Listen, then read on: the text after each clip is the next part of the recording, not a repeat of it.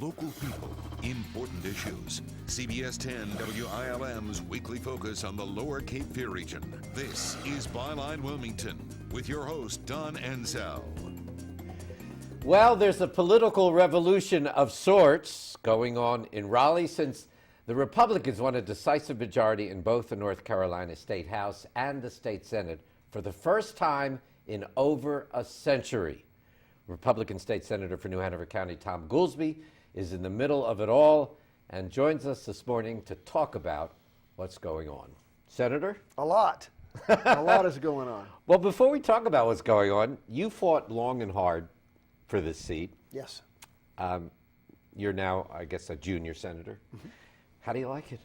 It is a lot more work than I ever thought it would be. I literally have 12-hour days. I get to the General Assembly about 7 in the morning, and I leave about 7 or later at night.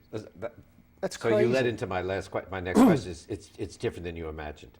Yeah, I did not think that literally there would be that much work to do, and I run from one committee meeting, one meeting with a group, a constituent, to another, and it's constant all day long.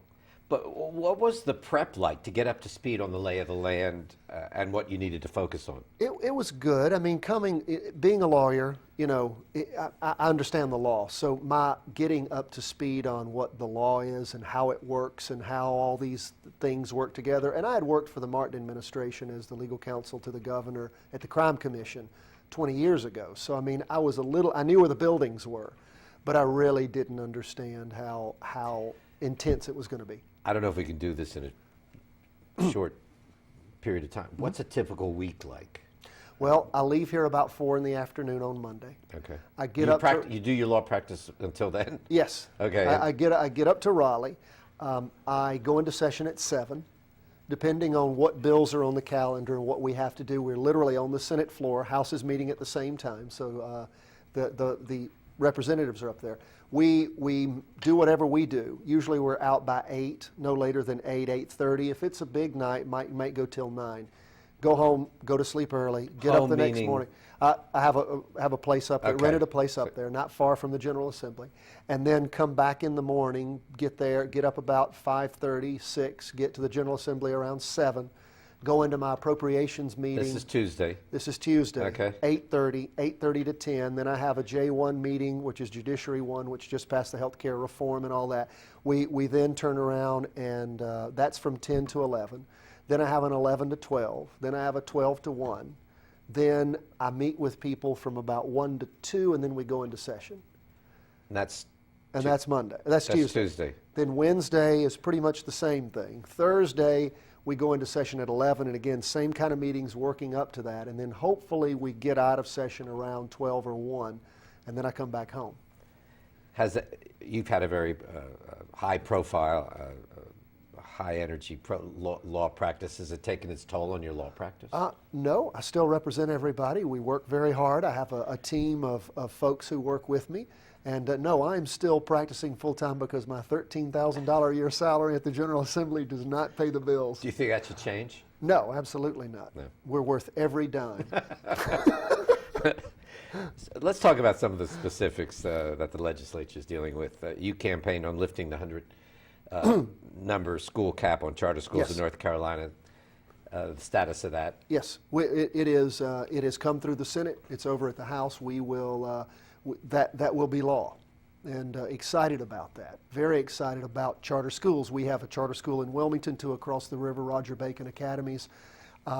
There's a lot of efforts. Both, you've got folks who are focused on serving the minority community. I mean, some of the most eloquent speeches I heard were from inner city mom and the folks who were lifting the cap. Absolutely, saying this is the hope that their children have for dealing with the situations that they're dealing with in the inner city. Critics say that diverting funding from the public school system will hurt public education in North Carolina. How do you respond to that?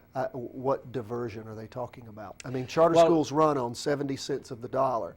It's the parents' money. I mean, I keep going back to the fact is our job is not to simply do the same thing we've been doing. Our job is to educate children, and we want to see the dollars go excuse me, to the highest and best use. Do you think the North Carolina, the public school system needs to downsize as charter schools become not necessarily. more numerous? What we're injecting is we're injecting competition. And the nice thing about competition is it raises the tide for all the boats. I mean, when you inject competition, there's only one radio station in town. You're a radio station owner for years. You know what it's like when all of a sudden the competition comes in. You got to up your game. You know, to me, the best way to improve education across the board is to inject competition, whether it's tuition tax credits. But as you take students, public schools get funding per student. As you take students from that system, out of that system, their funding goes down. Yeah, well, let's talk about that. What happens is, for every child in an overcrowded school that's taken out of that school and goes to a charter school, and I keep going back to it's our money.